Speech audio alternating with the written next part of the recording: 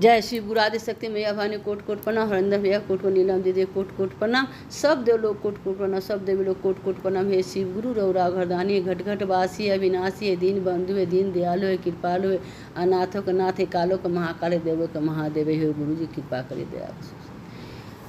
कहाँ मिले घुंघूर से कहाँ मिले डामारो, कहाँ रे मिले नाला चालच के कामरिया, कहाँ रे मिले ना लाचालच के कामरिया।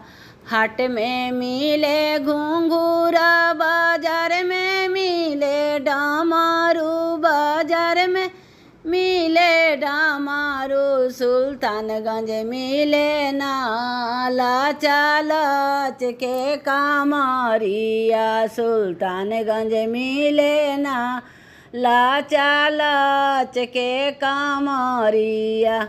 कए रुपये घुंघुर बिके, कए रुपये डामारू से, कए रुपये ना लाचालच के कामरिया से, कए रुपये ना लाचालच के कामरिया।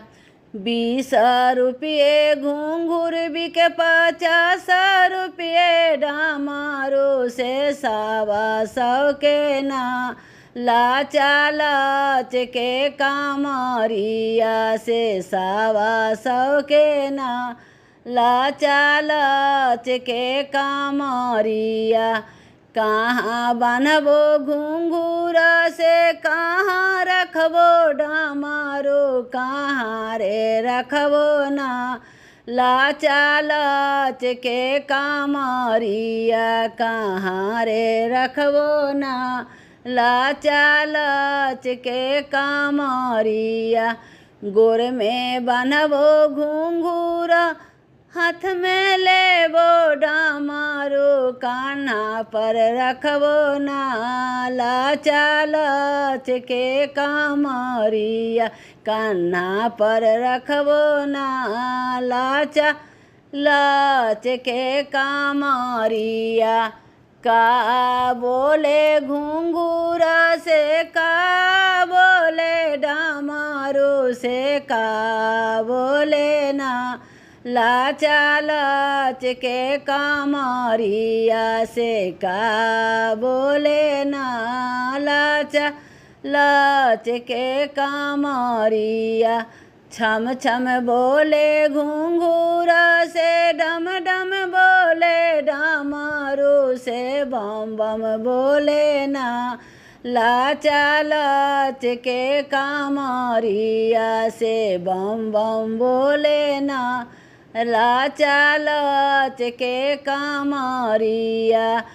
का दी है घुंघूर से, का दी है डामारू से, का दी है ना लाचालच के कामरिया से, का दी है ना लाचालच के कामरिया।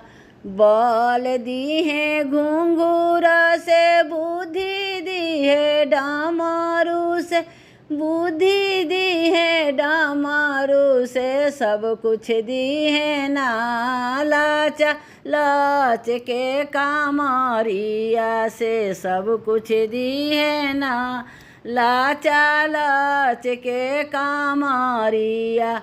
हर हर महादेव, दया करी महादेव, कृपा करी महादेव, आदि शक्ति मैया भवानी की जय, सच्चे दरबार की जय।